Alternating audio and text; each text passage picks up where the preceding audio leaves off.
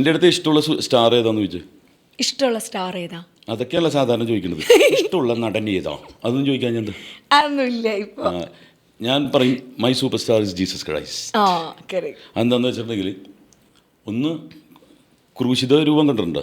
6 പാക്കാണ് അല്ലേ. ഞാൻ റൂമിൽ പോയപ്പോൾ അതൊന്ന് അന്വേഷിച്ചു. അതായത് 6-7 അടിയായിട്ട് ഉണ്ടായിരുന്നു. ജൂതനാണല്ലോ, ജൂതന്മാരെ കണ്ടല്ലേ, ജ്യൂസിന് ഭയങ്കര ഭംഗിയായിരിക്കും, മൂക്കൊക്കെ വെച്ച് സിൽക്കി ഹെയർ ആണ്. ഒരു വെള്ള ഡ്രസ്സൊക്കെ ഇട്ടിട്ട് അങ്ങനെ ഒരാൾ വന്ന് നിന്നാളുള്ളൊരു അവസ്ഥ ഓർത്തേക്ക്. പിന്നെ ജീസസ് ക്രൈസ്റ്റ് ഗ്രാഫിക്സ് വെച്ചിട്ടല്ല അത്ഭുതം കാണിച്ചേക്കുന്നത്. മറ്റേ KGF കാണിക്കുന്ന പോലെ മറ്റേ ഗ്രാഫിക്സും ഇതും വെച്ചിട്ടല്ല. അത് ഞാൻ വിശ്വസിക്കുന്നു അതിൽ. അപ്പോൾ എൻ്റെ സൂപ്പർ സ്റ്റാർ ജീസസ് ക്രൈസ്റ്റാണ്. ആ ജീസസ് ക്രൈസ്റ്റും പിന്നെ ഞാൻ കുറച്ച് എൻ്റെ മാലാകമാർ എൻ്റെ കൂടെ ഉണ്ട്. Michael Gabriel Raphael. വേറെ പ്ലാറ്റ്ഫോമിലേക്ക് ഞാൻ പോകട്ടോ സംസാരിച്ചു തുടങ്ങിയാൽ. അപ്പോൾ ആ ഒരു പ്രൊട്ടക്ഷൻ ഉണ്ട്. അതല്ല ഇങ്ങനെ നിൽക്കുന്നത്. അല്ലെങ്കിൽ ഞാൻ പറയട്ടെ, നമ്മളൊക്കെ എപ്പോഴും യാത്ര ചെയ്തുകൊണ്ടിരിക്കുക. ഒരു വണ്ടി മാറി വന്നാൽ പോയി തീർന്നില്ല നമ്മുടെ.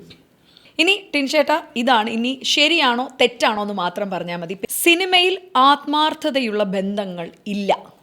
ഉണ്ട്, എത്രയോ ബന്ധങ്ങളുണ്ട്. ഇപ്പം എൻ്റെ ഒപ്പം തന്നെ വന്നിട്ടുള്ള സിനിമയിൽ വന്നിട്ടുള്ള ഒരു ആത്മാർത്ഥത ബന്ധങ്ങളുണ്ട്. അപ്പം അത് തെറ്റാണ്. നല്ല ബന്ധങ്ങളുണ്ട്. സോഷ്യൽ മീഡിയ വിചാരിച്ചാൽ ഒരു പടം വിജയിപ്പിക്കാനും നശിപ്പിക്കാനും പറ്റും. അല്ല, നല്ലൊരു സിനിമ ഫസ്റ്റ് തന്നെ ടേക്ക് ഓഫ് ചെയ്താൽ പിന്നെ സോഷ്യൽ മീഡിയ അതിന് അനുകൂലമായിട്ടേ പോകുള്ളൂ, ആ കാറ്റിന് അനുകൂലമായിട്ടേ പോകുള്ളൂ. അല്ലെങ്കിൽ ഇവന് ബുദ്ധിയില്ല എന്ന് പറയും ഇടുമ്പോൾ. പിന്നെ ഒരു വളർന്നു വരുന്നൊരു ചെടിയെ നമ്മൾ കുറച്ച് സമയം കൊടുക്കണം. ഇപ്പോൾ റിവ്യൂവേഴ്സിനെ കുറിച്ചാണ് ഞാൻ പറയുന്നത്. അത് ചിലപ്പോൾ പുതിയ ഇപ്പോൾ ഒരു വളർന്നു നിൽക്കുന്ന ആൽമരത്തിനൊന്നും പ്രശ്നം ഉണ്ടാവില്ല. മമ്മൂക്കയുടെയും ലാലേട്ടൻ്റെയൊക്കെ പടങ്ങൾക്ക് എഫക്റ്റ് ആവില്ല. പക്ഷേ ചെറിയ പടങ്ങൾ വന്ന് പിറ്റേ ദിവസം തന്നെ അതിനെ നശിപ്പിക്കരുത്. കാരണം അതൊരു പുതിയ ചെടിയാണ്. അതിൻ്റെ കേടുകൾ, അതിന് വരുന്ന കേടുകൾ, പുഴുക്കുത്തുകളൊക്കെ എടുത്ത് മാറ്റിയിട്ട് അതിൻ്റെ കൂമ്പൊടിച്ച് കളയാതിരിക്കുക. അപ്പോൾ അങ്ങനെ കൂമ്പൊടിക്കുന്നത് എഫക്റ്റ് ചെയ്യാറുണ്ട്.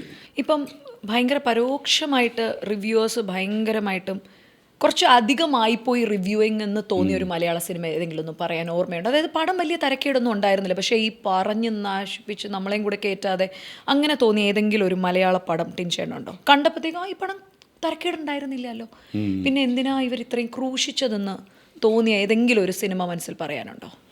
അത് ഞാൻ തന്നെ അഭിനയിച്ച സിനിമയാണ്. എനിക്കിനി എൻ്റെ ആ സിനിമയോടുള്ള ഇഷ്ടം കൊണ്ടാണോ എന്നറിയില്ല, പക്ഷേ ഇത് ഇത്രയും ക്രൂശിക്കേണ്ട ആവശ്യമില്ലായിരുന്നു. പക്ഷെ അത് ഇതിന് കാരണം വ്യക്തിപരമായ കുറേ വൈരാഗ്യങ്ങളും കാര്യങ്ങളുമാണ്. ബാഡ് ബോയ്സ് എന്ന് പറഞ്ഞ് അത് കണ്ടിട്ടുള്ളവർ എല്ലാവരും നല്ല രസമുണ്ടല്ലോ, നല്ല അതൊരു എൻ്റർടൈൻമെൻറ്റ് മസാല പടമാണ്. അതിൽ ചിന്തിക്കാനോ അല്ലെങ്കിൽ ലോജിക്കോ അങ്ങനെയൊന്നും വെച്ചിട്ടുള്ളതല്ല. അപ്പോൾ അതിനെ ഇങ്ങനെ റിവ്യൂ ചെയ്തു വ്യക്തിപരമായിട്ടുള്ള ദേഷ്യങ്ങൾ തീർത്തു എന്ന് എനിക്ക് തോന്നിയിട്ടുണ്ട്. കുറച്ച് ഓവർ ഹൈപ്ഡ് ആയിട്ട് തോന്നിയ ഏതെങ്കിലും സിനിമയുണ്ടോ? അതായത് ഇപ്പം കാളിദാസ് ഈ അടുത്തിടയ്ക്ക് പറഞ്ഞു പരം സുന്ദരി എന്ന് പറഞ്ഞൊരു പടം നമ്മുടെ കൾച്ചറിനെ വെല്ലുവിളിച്ചുകൊണ്ട് വന്നൊരു പടമായിരുന്നു. കാളിദാസിന് അത് ഓവർ ഹൈപ്ഡ് ആയിരുന്നു. അങ്ങനെ ടിൻചേട്ടൻ ഏതെങ്കിലും ഒരു പടം, മലയാളം ആവണം എന്നില്ല, എനി പടം ലൈക്ക് അല്ല, ഓവർ ഹൈപ്ഡ് എന്ന് പറഞ്ഞാൽ അത് ബയസ്ഡ് ആയിരിക്കും, അവർക്ക് കാശ് കൊടുത്തിട്ട് ചെയ്യുന്നതായിരിക്കും. പക്ഷെ അത് അധികം നിൽക്കില്ല. അങ്ങനെ ഏതെങ്കിലും ഒരു പടം ടിൻചേട്ടൻ? ഒരു പടം ഞാൻ ഓർക്കണല്ലോ ഓവർ ഹൈപ്പ് ചെയ്തതിനെന്ന് പറഞ്ഞാൽ, ആദ്യം ഒരാഴ്ച 2-3 ദിവസം ഭയങ്കര ഹൈപ്പ് വരും, പിന്നെ അവരെ കാണത്തില്ല, പിന്നെ ഒറിജിനൽ വിശേഷം നമ്മൾ അറിയും. അതാണ് പടം ഇപ്പം നല്ലതാണെങ്കിൽ സോഷ്യൽ മീഡിയ വിചാരിച്ചാലും തകർക്കാൻ പറ്റില്ല. എക്കോ എന്ന് പറഞ്ഞ പടത്തിന് ഞാൻ ഇപ്പം ഓർക്കണം, അതിൻ്റെ അകത്ത് എന്താ ഉള്ളത്, പക്ഷെ ഇത്രയും നമ്മൾ ട്രാവൽ ചെയ്ത, ഇത്രയും ഗ്രിപ്പ് ചെയ്ത പടം, അത് ഭയങ്കര നല്ല പടമല്ലേ. സോഷ്യൽ മീഡിയ വിചാരിച്ചാലും നല്ല പടമാണെങ്കിൽ ഓടും, എന്നും തകർക്കാൻ പറ്റില്ല. ഓക്കെ, നായികമാർക്ക് മലയാള സിനിമയിൽ ഷോർട്ട് സ്പാൻ ഓഫ് കരിയർ ആണുള്ളത്. നായികമാർക്കിൽ ഇപ്പോൾ ആഴ്ചയിൽ 15 നടന്മാരാണ് ഇറങ്ങുന്നത്. അതിൻ്റെ ഇടയിൽ നമ്മൾ പിടിച്ചു നിൽക്കുന്നത്. ഒരാഴ്ച മാറിയെന്നാൽ വേറെ തന്നെ കയറും. ഇതിൻ്റെ അകത്തോട്ട് സ്പാൻ ആർക്കുമില്ല.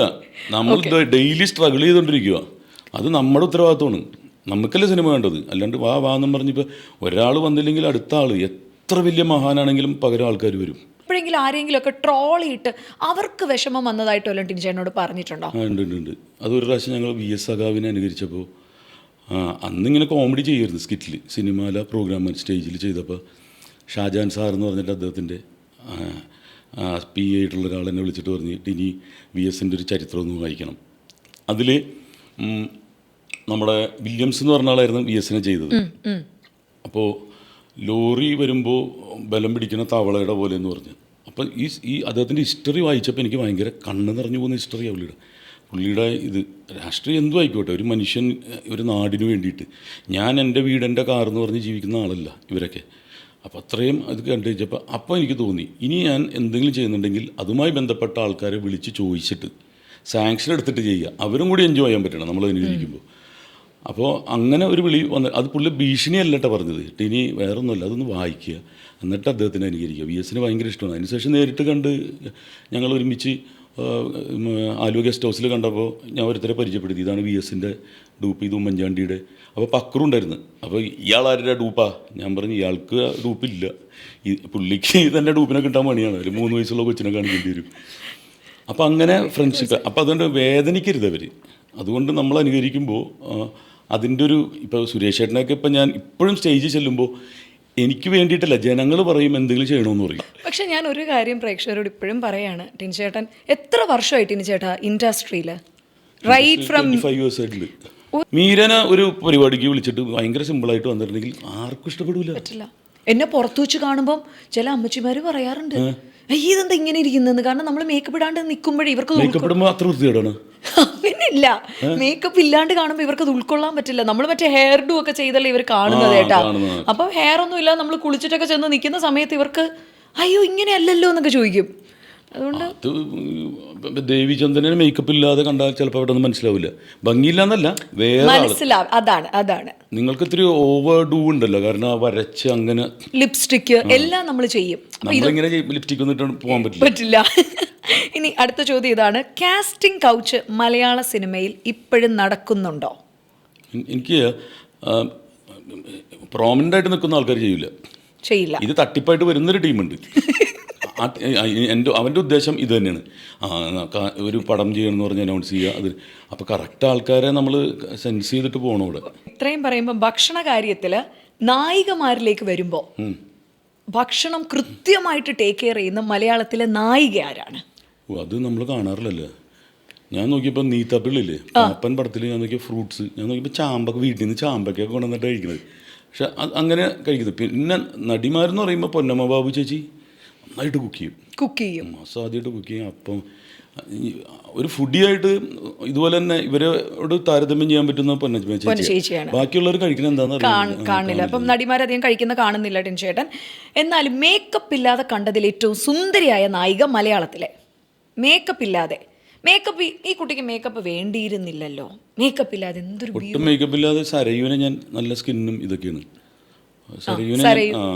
നമ്മുടെ സരയു ഒരിക്കലും മേക്കപ്പ് ഇടാറില്ല, ഫംഗ്ഷന് മാത്രമേ ഇടാറുള്ളൂ. അപ്പം ഞാൻ നോക്കുമ്പോൾ ചേഞ്ചസ് വരാത്തത്.